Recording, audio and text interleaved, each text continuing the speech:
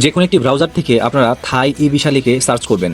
প্রথমে যে ওয়েবসাইটটি আসবে সেই ওয়েবসাইটটিতে প্রবেশ করবেন। দেন ওখান থেকে আপনাকে প্রথমেই সাইন আপ করে একটি অ্যাকাউন্ট তৈরি করে নিতে হবে এবং একটি স্ট্রং পাসওয়ার্ড দিতে হবে। পাসওয়ার্ড দেওয়ার পর একটি ক্যাপচা কোড দেখাবে, সেই ক্যাপচা কোডটি টাইপ করে ক্রিয়েট অ্যান অ্যাকাউন্টে দিয়ে আপনার অ্যাকাউন্টটি তৈরি করে নেবেন। লগ ইন করার পর আপনার ইন্টারফেসে অ্যাপ্লাই ফর নিউ ভিসার অপশনটি আসবে, সেখানে ক্লিক করে নতুন ভিসা আবেদন শুরু করবেন। স্ক্রিনে দেখানো প্রসেস অনুযায়ী প্রথম ধাপের কাজগুলো দ্রুত শেষ করে নেবেন। দ্বিতীয় ধাপে আপনাকে প্রথমে পাসপোর্ট, অতঃপর পাসপোর্টের পর ছবি আপলোড করতে হবে এবং পাসপোর্ট এবং ছবি তথ্যগুলো মিলিয়ে নিতে হবে। এই স্টেপে আপনাকে পার্সোনাল ইনফরমেশন, কতদিন থাইল্যান্ড ভিজিট করবেন এবং এমপ্লয়মেন্ট ডিটেলস ফিল আপ করতে হবে। তৃতীয় ধাপে আপনাকে ফ্লাইটের ইনফরমেশনস এবং অ্যাকোমোডেশনস ইনফরমেশনস দিতে হবে।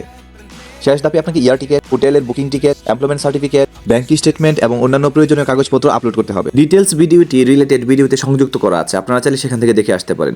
ধন্যবাদ সবাইকে।